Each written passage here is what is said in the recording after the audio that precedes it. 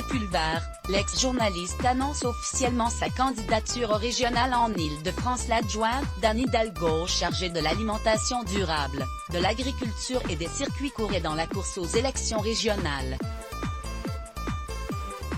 Mardi 26 janvier, dans un entretien accordé au Audrey Pulvar a officialisé sa candidature aux élections régionales en Île-de-France à la tête de la liste de gauche Île-de-France en commun.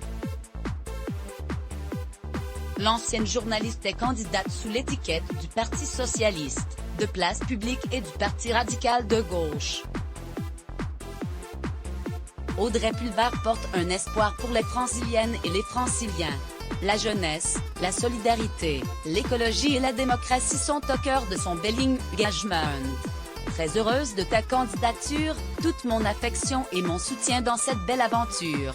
@idf-base en commun https://t.co/pcwd0i-info, Anne Hidalgo @Anne Hidalgo, January 26, 2021. Nous avons beaucoup de propositions pour sortir de la politique de Valérie Pécresse, l'actuelle présidente de la région, qui est celle de l'ancien monde.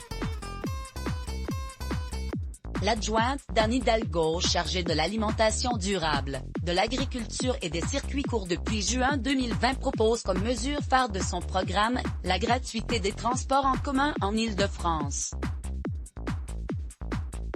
Cette gratuité concernerait dès septembre les moins de 18 ans, les étudiants et les demandeurs d'emploi de moins de 25 ans avant d'être élargie progressivement aux bénéficiaires des minima sociaux et aux personnes en situation de handicap puis ouverte en 2026 à tous les Franciliens.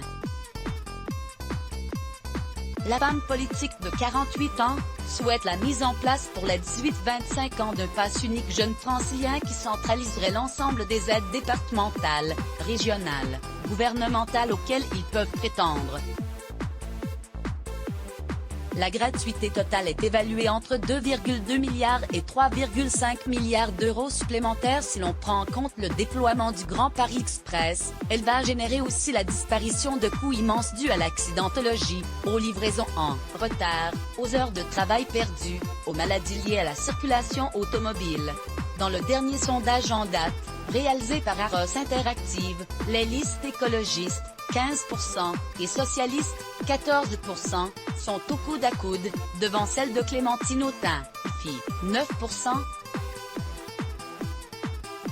Valérie Pécresse, Libre, ex-LR, Caracol est en tête, 30%, suivi de loin par Jean-Michel Blanquer, 16%, dont le nom circulait comme potentiel candidat pour le REM mais qui a prévenu lundi être accaparé par la crise sanitaire. Les élections régionales, prévues initialement en mars, devraient être repoussées, à cause de la pandémie de coronavirus, au mois de juin. La rédaction.